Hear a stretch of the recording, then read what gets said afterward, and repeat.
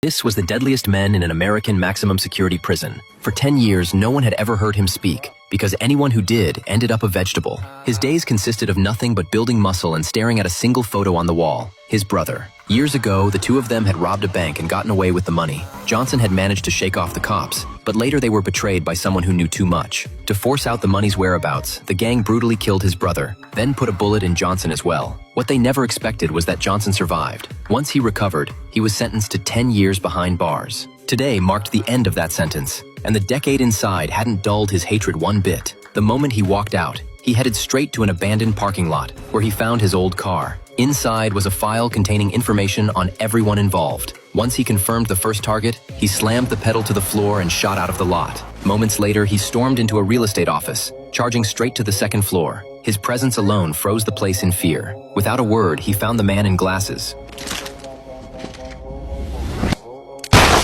pulled his gun and blew his head off before walking out as calmly as he came in. His next stop was a private club where he tracked down a man in a hat who had access to files on the remaining conspirators. But the guy tried to jack up the price, which didn't sit well with Johnson. The bodyguard stepped forward, ready to show off his muscles, but the moment he saw the tattoo on Johnson's arm, he was terrified. It was the mark of the strongest inmate in the maximum security prison. Scared out of his mind, he bolted immediately. Realizing he'd pushed the wrong man, the guy in the hat quickly handed over the files for free. With that in hand, Johnson immediately locked onto his next target, a crooked old man. On the surface, the guy looked gentle and harmless, but in reality, he preyed on young girls, luring them in by pretending to need help, then drugging them once inside. That day, just as he was about to make his move, Johnson kicked the door off its hinges. The moment the old man saw his face, he was so terrified he soiled himself on the spot.